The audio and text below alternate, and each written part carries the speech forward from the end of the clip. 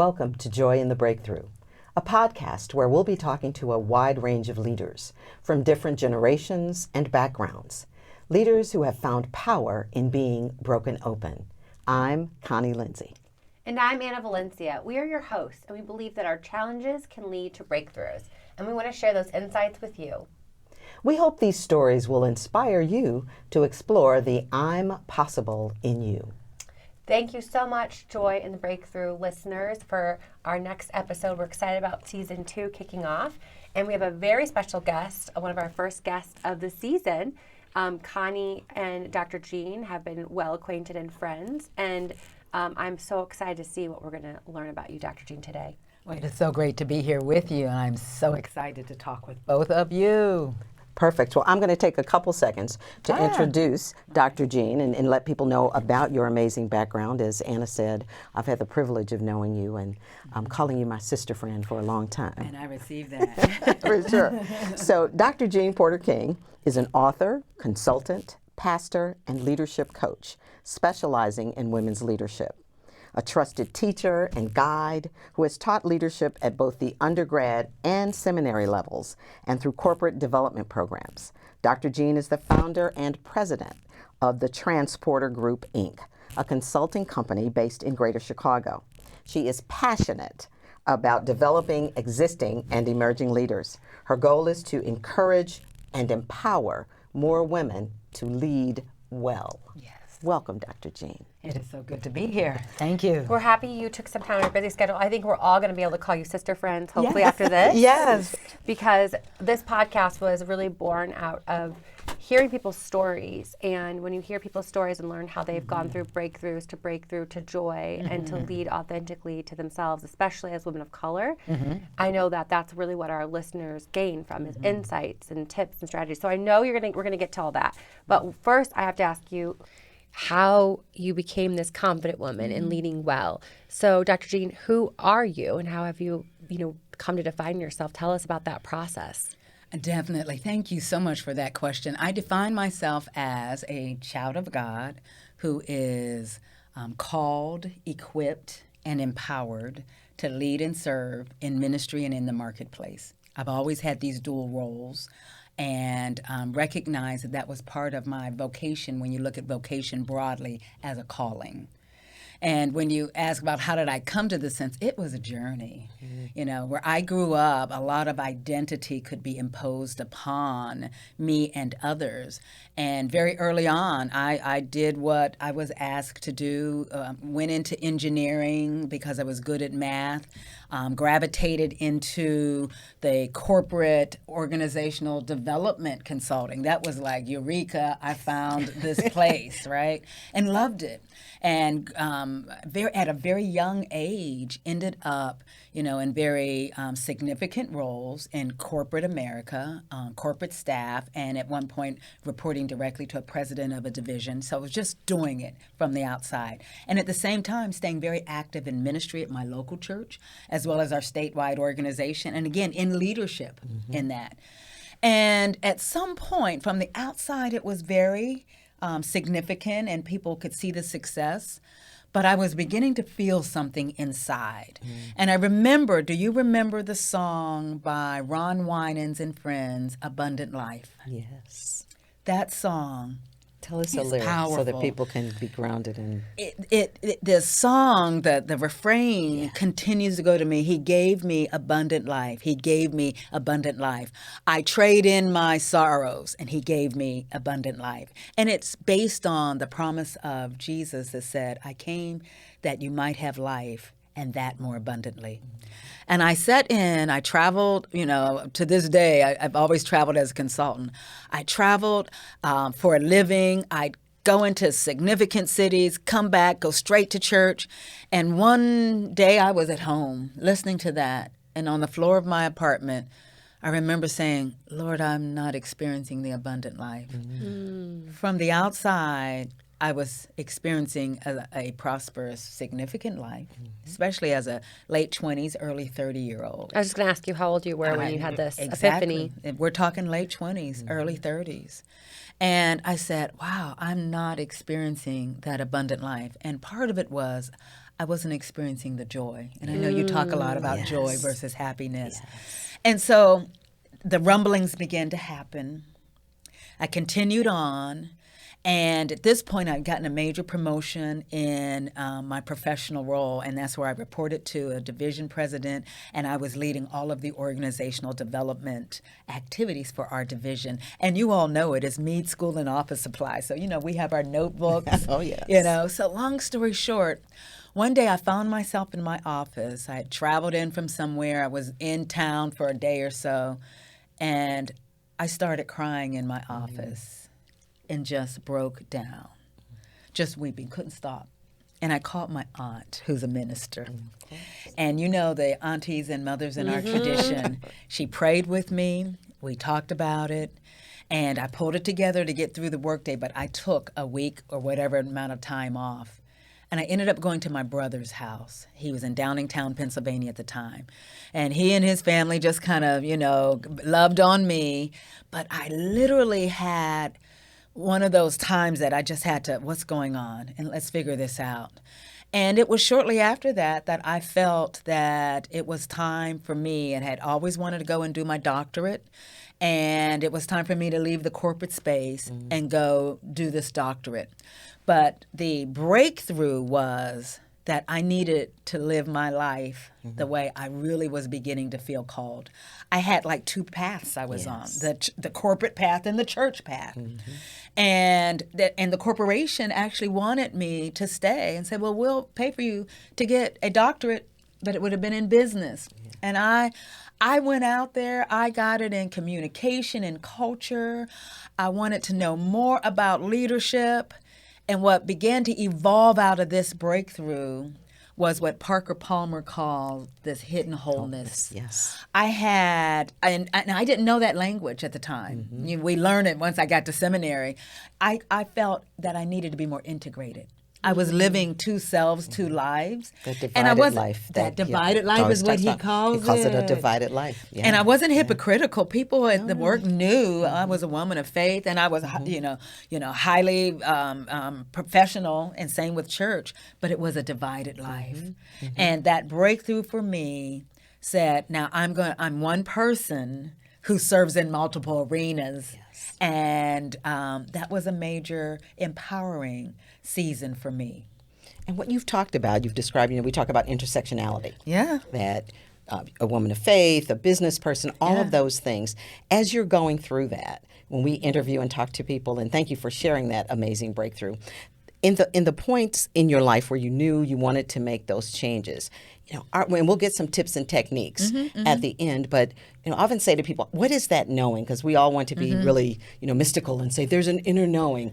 I'm not the person who gets the inner knowing. I kind of need like a neon sign. So what was that like for you? I find that hard to believe, Connie. Well, and there are the inner feelings and so on, but I found as I've coached and mentored people and supported them, is there one thing that you can say, here is what it is? And I think the crying, because that's a physical manifestation of enough. Can you just drop one nugget on us? Yeah, I think your point is that I obviously was not the one who got it inside either. It took a breakdown in my office, and and I had to cry quietly because the walls were thin. Exactly. So I obviously didn't have it, but it helped me develop it. Yes. So there were seasons now, and as people read my story, even in my book, I've navigated in and out of places, and there became more of a knowing. But part of that knowing was I never wanted to be at that broken place again, that it would take that for me to make a move to walk into my authentic identity. Hi, I'm Roderick Hawkins, guest hosting for Darius Hillman. Joining me on the next edition of In the Arena, Brave Space Alliance CEO Shannon Lynn Parker. My mother once said, now that you have your own voice, it's for you to tell the world what your name is. Tuesday at 7 p.m. on CAN TV Cable Channel 19, streaming on cantv.org and the CAN TV Plus app. Experience the power of community television.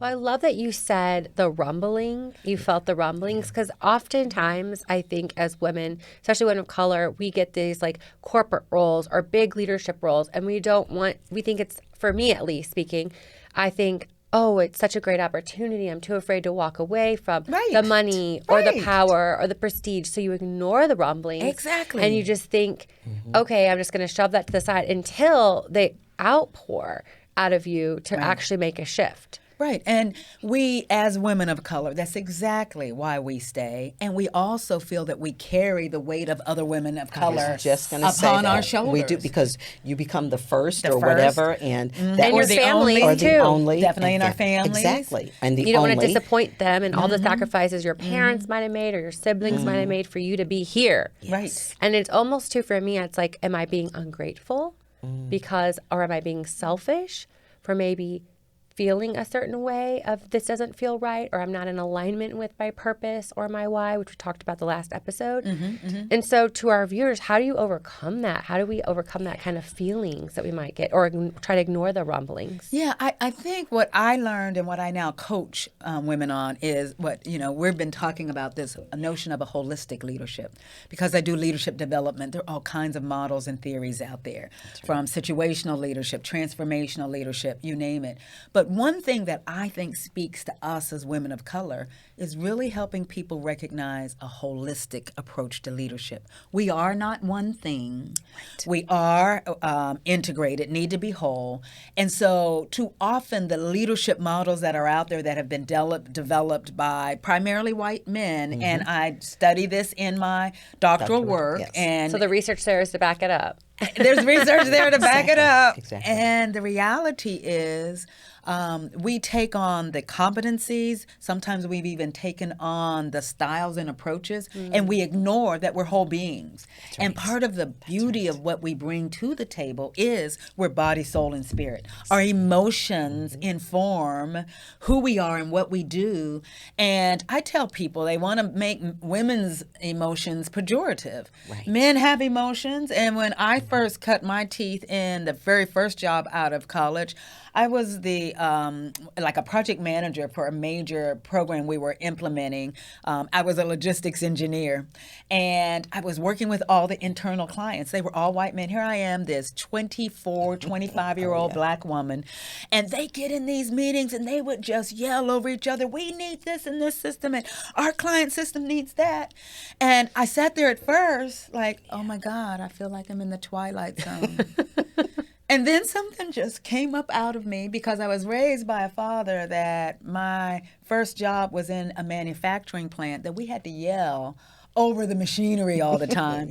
So I yelled, wait a minute, stop, got their attention. But my point of that is, it's not as popular to have that kind of emotional display now in corporate America. So I get that.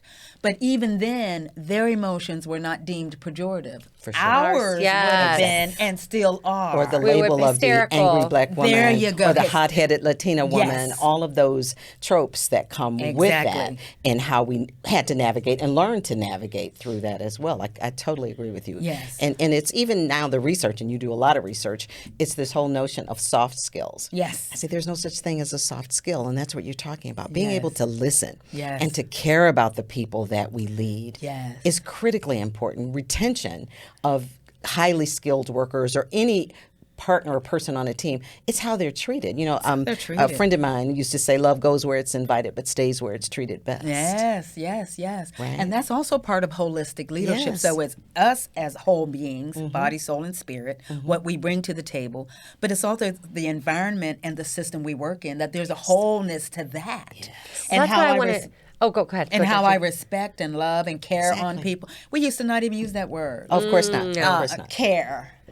Or love. Or love. Or love. Right. Well, I was going to ask you, can you break down the traits of a holistic leader? So, because I want to take notes, but I'm going to have to watch this pod again. Can you tell us, what makes a holistic leader? And I'm still working on the model. Okay. So as you Google it, there's not a lot out there. And so I'm developing a program now. Okay. So stay tuned for your next book. Stay tuned for the next book. But if we even go with this book, it's a number one recognition of who you are and that authentic self. It's recognizing that we're a complex being, body, soul, and spirit. You notice I've said that quite a bit. And that as a leader, I'm inclined and give myself permission to care for the whole self. So I show up authentically, but I care for the whole self. But it's also advocating for wellness at work. And then that says I look at other humans in a way that I want them. That when I can lead well and from a place of wholeness, then I encourage others to do so also. So it's about identity, knowing who I am. It's about being able to pay attention to the emotions, and the discernment is what our traditions may have even called it. Being able to pay attention to that Dr. I'm not going to remember her name right now. It'll come back to me. She talks about women of color, especially being able to know and sense around us. It's not just book knowledge, it's our experiences. Exactly. You bring all that to the table and you tap into it, in addition to the competencies that we develop as leaders. And I think as we have more women in leadership, we can see ourselves in each other. Yes. And we are then most comfortable having those conversations. Yes. It isn't that we're sitting around talking about, how much we love and that we don't terminate people who are not performing well, Yes. or that we Yes. don't have good corrective discussions. Yes. But our intention is never to destroy anyone. Never to destroy. Our intention when we lead authentically is to affirm what is in each person and help develop that. Now, I've had to help people find their destiny elsewhere during my career as a leader, which is how I like to refer to it. But it's never done with trying to destroy the person. I'm going to use that one, Connie. That's right. Find their new destiny. And find your destiny elsewhere. It just might not be here. Yes. But that is, and I want to pivot to this book. Your latest book. It's called Leading Well. And we talk about the book, but this is your seventh book. This is my seventh book. You've written 6 others. Yes. Wow. But this book in particular really grabbed my heart. And if you could please tell us first how this was born, the book Leading Well, and as you've written it, what really comes out of that, and what can we learn from leading well as a movement? As a movement, I feel like this one is my baby. I have always written in the area of women's leadership from a spiritual standpoint or from a corporate standpoint. So I have both the biblical books out and then the business books. But this one came about when 2 of my dear friends died at what I would call premature ages from rare cancers, and it shook me. They didn't linger. It shook me. And for my church, I began to develop a program called The Well Woman. And it was the idea of how do we, our physical health, our relational health, our financial health, how do we attend to all that? And we had a year-long program. And it was based on the woman at the well. And the premise is that if we can truly lead from the well of the Spirit, the living water of the Spirit, then that wisdom, that discernment informs these other areas. And so we did that for a year. But something kept coming to me like there's more to the story. Often this woman at the well has been castigated and stereotyped, and I began to see the leadership dimensions of it. And that's where this book came out. So not only is there a leadership dimension, not only is it a call story about this woman, but it gives us insights in how we can implement holistic leadership and lead well, because the lessons are right there in the text. And this book is for any leader. Whether you're a person of faith or not, Yes. what is in the book and talking about Yes. leading well and holistic leadership, which is really what we're talking about, there is something in this for everyone. There's a story that you tell in the book, I think in one of your career moments as you were transitioning, but you were consulting with this firm. We often talk about microaggressions and those sorts of things. You're going to love this story, Anna, about the one story. I want you to share that with our listeners. I was with a big 5 consulting practice, and they sent me and a colleague down to this area to do some training. It was in Texas, and they were a little conservative, and they weren't accustomed to kind of a brown-skinned woman, right? And in our diversity and awareness, it's where we added equity to it. It was really helping people. The goal was give frameworks, help people understand the business model around inclusion, and then see themselves. Where can I change? And so I pushed, and I guess I pushed too hard for this person. It was an older white man, and he said, in what I heard as an old boy accent, I was trying not to stereotype, but he said, you know what? You're trying to make us all sound like we're a bunch of racists down here. I want you to know that I had a mammy who I love dearly to this day. Aunt Anna, Connie.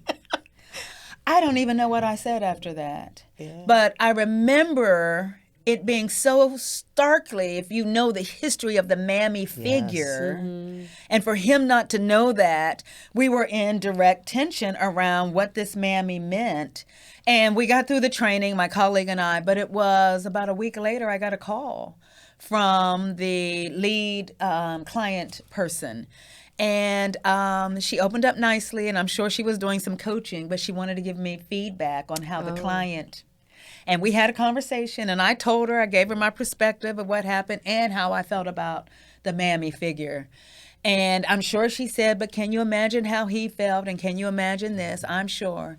But what I write about in the book, it was at that moment that I recognized my values were not in alignment with hers and this project. And at some point, I ended up shifting and moving into a different arena because you have to have value alignment, or what Parker Palmer talks about is our soul and our role being aligned.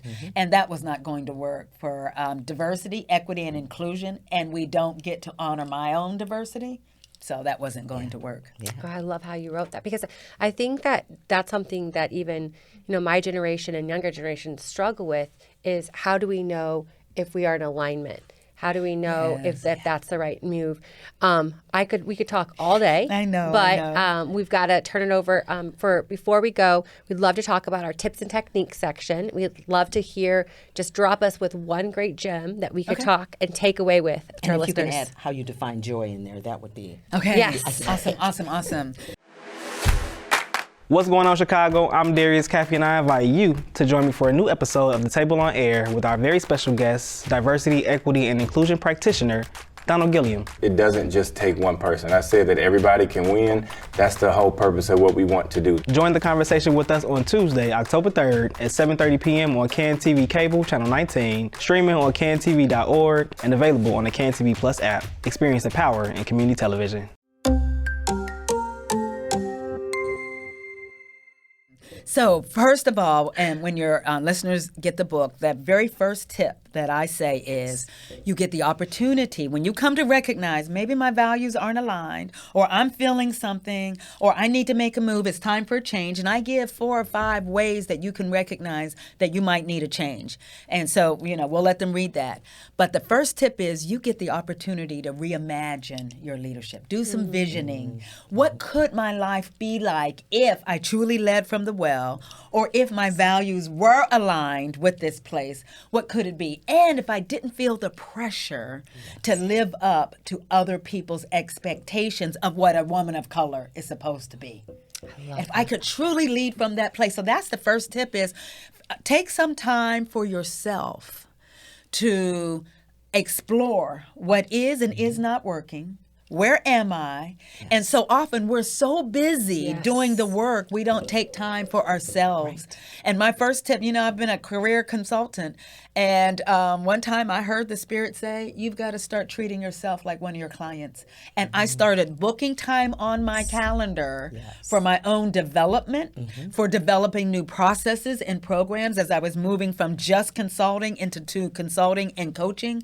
And had I not done that, the client is queen and king in my field. Right. And I had to begin to treat myself like a queen.